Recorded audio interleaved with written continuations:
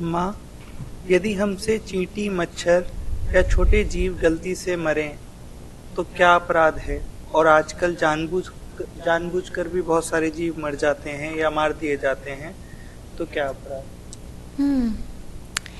कई सारे जीव तो हमारे हाथों से मरते ही मरते हैं। गाल पे मच्छर आके बैठा और धड़ाम देसी आपने उसको मार दिया, उसकी तो गोविंदाय नमो नमो वही हो गई। बाद में आपको पता चला कि मैंने मच्छर मार दिया। माताएं सुबह सुबह झाड़ू लगाती हैं, कितनी भी बचा कर लगाएंगी, पर चींटी चींटा कितने सारे धरती पर रहने वाले छोटे छोटे जीव हैं, वो मरेंगे ही।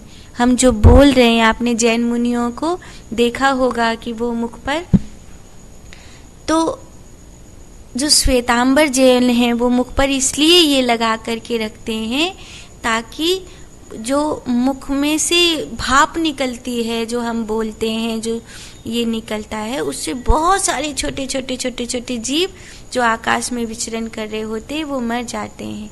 अगर आप किसी ऐसे शीशे से देखेंगे जिसमें बहुत छोटी चीज भी बड़ी होकर दिखाई देती है, तो आपको पता चलेगा हवा में बहुत सारे छोटे छोटे जीव जंतु हैं जो मरते हैं।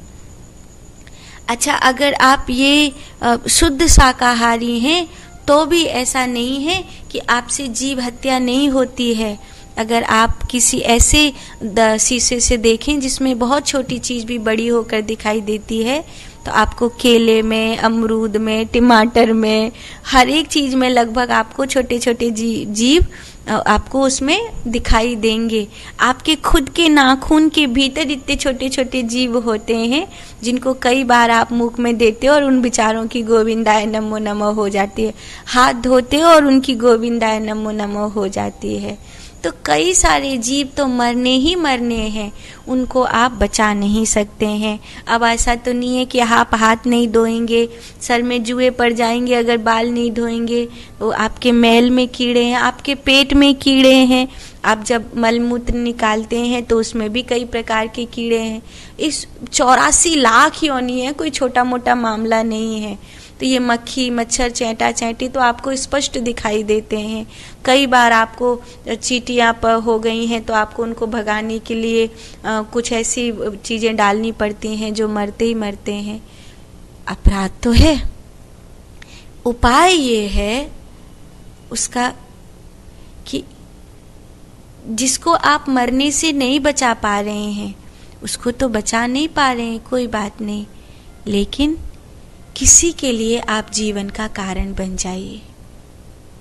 आप गौवंश की रक्षा का कारण बन जाइए। आप कभी निकल जाइए घर से थोड़ी दूर और आटा गूंथ कर ले जाइए, छोटी छोटी गोली बना करके जलाशय में डालिए, बहुत सी मछलियों का पेट भर दीजिए। आप किसी द्वार पर आए हुए कुकर को बिस्कुट खिला दीजिए। आप किसी के जीवन का कारण बन जाइए, आप किसी की रक्षा का कारण बन जाइए। अगर आप किसी की रक्षा का कारण बन जाते हैं, अगर आप किसी के जीवन का कारण बन जाते हैं, तो निश्चित रूप से आपसे जाने अनजाने जो अपराध हो रहे हैं या हुए हैं उनसे आपको अवश्य ही मुक्ति मिलेगी। और दूसरा उपाय ये है कि भजन को बढ़ाइए। जब आप भजन को बढ़ाएंगे तो निश्चित रूप से आपसे जानबूझकर तो कोई जीव मरेगा ही नहीं, और अनजाने में आपसे कोई जीव मर रहे हैं छोटे बड़े,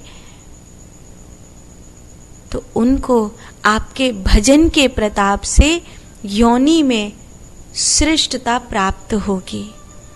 आपके भजन के पुण्य से उनको उस योनि से अगली योनि श्रेष्ठ शरीर में प्राप्त होगी।